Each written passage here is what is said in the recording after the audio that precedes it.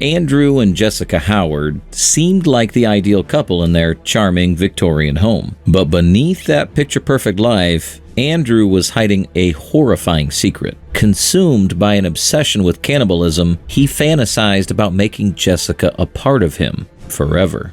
What began as a loving marriage was about to spiral into a nightmare, driven by Andrew's darkest desires. Andrew, a financial analyst, was known for his sharp mind and reserved behavior, whereas Jessica, an emerging artist, mesmerized the local art community with her vivid pieces. Their Victorian home, with its wraparound porch and perfectly manicured rose garden, was the envy of the neighborhood. They held exquisite dinners, went to local events, and walked around the neighborhood together holding hands. However, cracks began to appear beneath their peaceful lives. Andrew's life growing up was difficult. Brought up by a single mother with addiction troubles and harsh relationships, he learned to look after himself. He developed obsessive tendencies in both his academic and personal interactions. His dedication propelled him academically, winning him a scholarship to a prominent university, but his obsession remained. Jessica's upbringing was different. Her parents, who raised her in a loving, artistic household, encouraged her creativity. By college, she'd already established a name for herself. She and Andrew met at a charity auction, and his charm rapidly drew her in. Their romance grew quickly, culminating in a beautiful wedding at a vineyard, and they appeared to be the ideal couple. As time went, Andrew's compulsive habits switched to controlling Jessica. He began to closely monitor her activities, questioning her every move and becoming agitated when she was away from him. Jessica first interpreted Andrew's possessive behavior as a sign of profound love. Over time, she began to feel stifled by his desire for control. His authoritarian behavior worsened. He insisted on driving her to and from her studio, critiqued her wardrobe choices, and indirectly discouraged her from furthering her art profession. As Jessica's career progressed, Andrew's insecurity increased.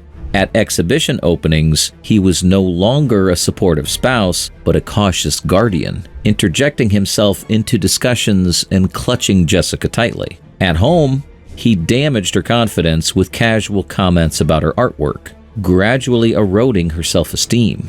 Jessica ascribed Andrew's clinginess to work stress, hoping it was a phase they could get over. Unbeknownst to Jessica, Andrew's behavior was growing increasingly menacing. Late at night, he explored dark internet corners, obsessed with gruesome accounts of cannibalism and rituals. His interest evolved into obsession, and he fantasized about eating Jessica, imagining her as a permanent part of himself.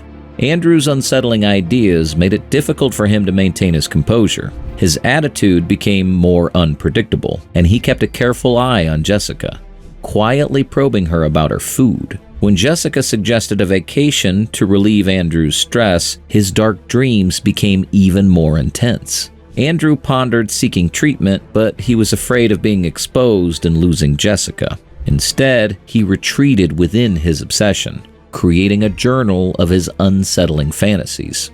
By October, the fissures in their relationship were obvious. Jessica was on edge, noticing Andrew's lingering gaze and insistence on making all of their meals. Andrew confronted Jessica one Saturday as she was getting ready for an important appointment with a gallery owner, accusing her of dressing provocatively. His wrath throughout the dispute was frightening, but Jessica attended the meeting, unwilling to give up. This occurrence proved to be a turning point in their marriage. Jessica began to notice Andrew's disconcerting habits and confided in her friend Beatrice, who advised her to leave. Jessica hesitated, holding on to memories of the guy she once loved. In the meantime, Andrew's career fell apart. His delusions and obsession diverted him, which resulted in subpar work. He gave a critical presentation in which he talked incoherently about consumer market trends. His boss was alarmed and granted him a leave of absence, which Andrew took advantage of to focus further on his fixation. The Howard family experienced social isolation as word of Andrew's problem spread. Jessica lost herself in her work, which became more somber in tone and revealed her inner agony. Unaware of the dark inspiration underlying her new work, critics welcomed it anyway. Andrew's thoughts turned entirely dark as he had more time on his hands. His short-lived fantasy of devouring Jessica had now become a full-fledged obsession. Innocent purchases on their own, but menacing when considered as a part of a terrifying scheme, he started gathering materials for a plan. Both Andrew and Jessica were on the verge of a disastrous end as the tension in their house grew. Andrew was in the height of his obsession. Under the pretense of getting ready for winter, he ordered a huge freezer, heavy-duty plastic sheeting for a projected house improvement, and a new set of sharp kitchen knives online. With every acquisition, his scheme gained more substance. Andrew studied the human body with a detached curiosity, spending hours learning anatomy.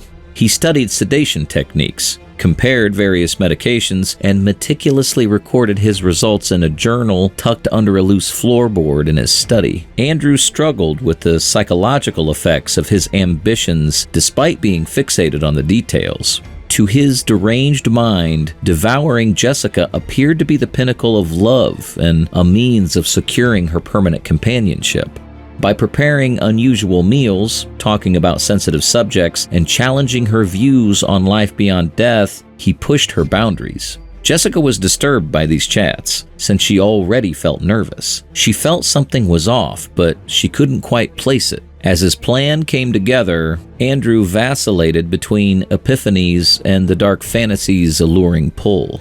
Though he thought about telling Jessica everything, he always put it off out of fear of losing her. Beatrice, a friend of Jessica's, encouraged her to leave when Jessica confided in her. Jessica, though, continued to hope that Andrew would go back to the guy she'd loved. Andrew started to act erratically. Jessica came upon him honing his knife skills in the kitchen one morning. She trembled in voice as she added, "You startled me."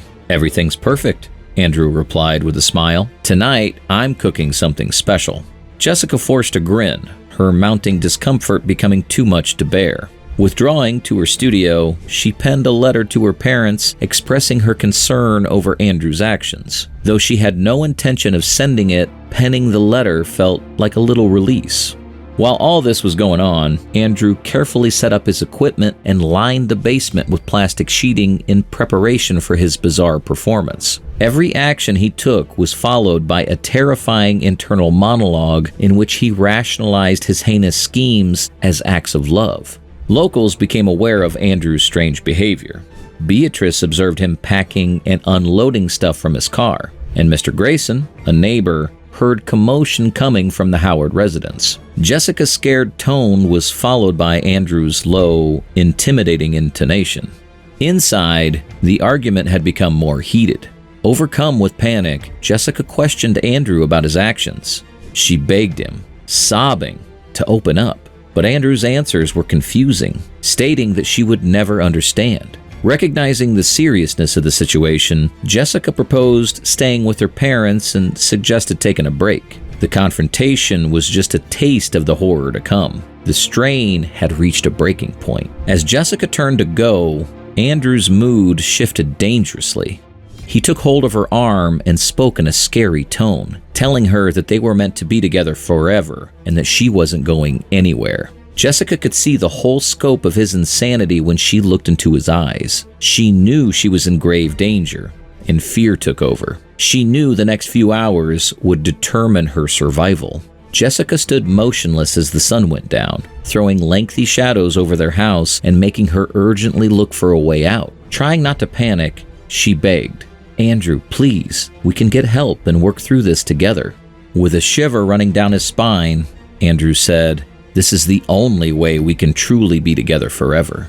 With a tighter hold, he started directing her towards the basement. Jessica was aware that she might not come back if she descended those stairs. She twisted free, stomping hard on Andrew's foot out of sheer desperation. As Andrew sprang up and lunged in her direction, she dashed for the door, her fingers fumbling with the lock. Andrew slammed the door shut just as she opened it. Their neighbor, Mr. Grayson, was outside when he heard the disturbance and paused, his hand lingering over his phone, uncertain whether to dial for assistance. Jessica went inside and became stuck in the kitchen. She reached for a knife and held it out, her hand shaking. "Stay back, Andrew. I don't want to hurt you, but I will." Andrew moved forward undeterred, his voice low but twisted. "You don't understand. This is for us." will be one. When Jessica realized there was nothing else to do, she slashed at Andrew's arm, leaving a small line on his skin. "Jessica, what's happening?" Andrew mumbled for a short while, his voice growing softer and his expression softening. Jessica dropped the knife in an attempt to talk sense into her husband's eyes. "We can get through this, Andrew. Let me help you." However, the instant flew by, his insanity reappearing. He growled and sprang at her, snatching the knife out of her fingers. Jessica struggled to resist, but Andrew's might overpowered her as he pulled her in the direction of the basement entrance. She resisted, her heels scraping the floor, and the struggle intensified. As the sounds outside got louder, Mr. Grayson went outside and dialed 911 to report a domestic disturbance. Jessica broke free inside once again and ran toward the stairs. Enraged, Andrew ran after her, and during their battle, a vase fell and broke loudly. As Beatrice stood across the street, she heard a scream and saw the shadows moving erratically. With a distressed voice, she also dialed 911. Police cars pulled into the tranquil neighborhood, sirens blaring. Andrew, recognizing his scheme was unraveling, redoubled his efforts to subjugate Jessica. They struggled at the top of the steps, only inches from the edge. The cops showed there, piercing the deepening night with their beams just as Andrew was taking the upper hand. Andrew and Jessica froze at the sound of tires squealing and doors banging. Jessica used the moment to break free, sprinting in the direction of the police and yelling for assistance. The interruption confused Andrew, so he hesitated before pursuing. When he got to the bottom of the steps, the front door sprang open and he was told to get down by 2 armed officers. Desperate and cornered, Andrew launched one last attempt at Jessica.